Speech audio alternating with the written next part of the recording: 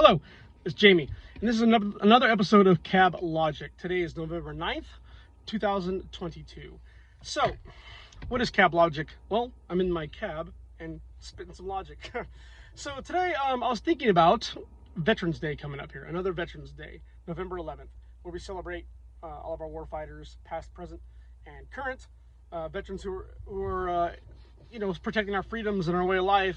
We have an all-volunteer force, which is amazing. You think about other militaries throughout the world, and they have mostly a mandatory 1 or 2 year commitment where all the citizens have to serve something, some kind of commitment to the state, give back to the country, which I think is a good thing.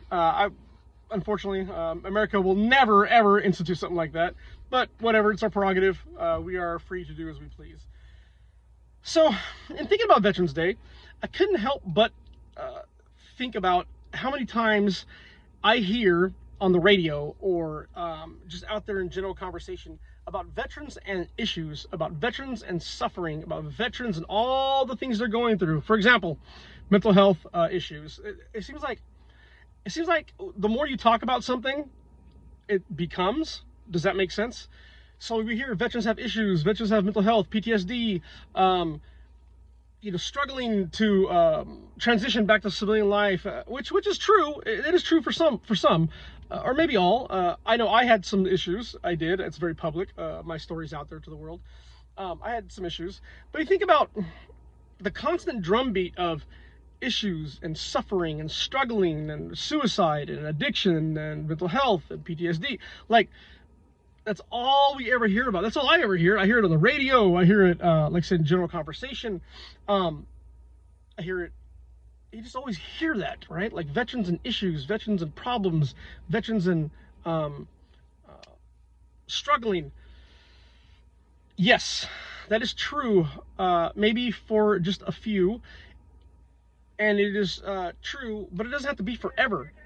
It doesn't have to be forever. And that's what, and forever, I keep hearing about veterans having issues, veterans struggling. I'd like to hear a better drumbeat of veterans who overcame their struggle, veterans who succeeded. More veterans who are succeeding versus veterans who are struggling. I would like to hear more of that. I think we need to hear more of that. And even tell stories. As someone who volunteers, takes the oath to protect the nation and our way of life, our Constitution, both good and bad things, that encompasses. You put your life on the line and you sign a contract. You want to be part of something bigger than yourself. Our American tradition, our way of life. That's a big thing. It's a big deal. It's something to be proud of. It's not something to do like you're proud to join and then come back and you're broken and wounded and struggling and suffering, and that doesn't make any sense. It doesn't make any sense to me whatsoever. I think it's a wonderful thing to do, to serve in the military. It's a wonderful thing to be a part of, the esprit de corps, the unity, and it's a wonderful thing to experience. Not everybody gets to experience that, and it's an extraordinary experience to do so in times of peace or war, right? Because it's a way of life, it's a culture, and I know I'm proud of the service that I'd done, and a lot of my issues that I had were mostly in my own head, and it may have been because that's all I kept hearing about is issues and struggling and suffering. So maybe I started thinking, I must be suffering, I must be having issues, I must be struggling, like I said, I did have those issues. I had a very intense job in the military, and I had been through very extreme experiences. Okay, but I volunteered for that. I wanted to be a part of a unique and elite group of warriors. I just kept wanting more. I chased that. That's nobody's fault. Nobody owes me for that. I chased it. I wanted it. I loved it.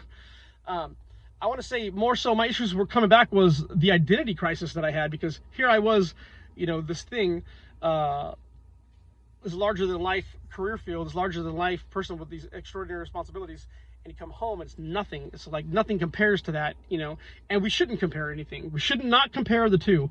It's for a moment in time, you were this, and that was your identity, your soul, everything you live, breathe, ate was this thing.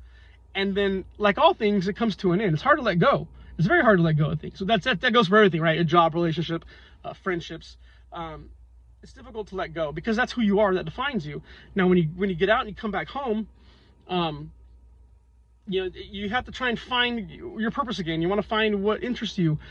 You want to find yourself. And I think it's when you're holding on to that image or that identity that you once had while transitioning back home to something totally different. Like veterans or people transitioning out of the military need to, I won't say need, but it would benefit you to really start thinking about what you want to do and start thinking about where your passions are and what you want your purpose to be.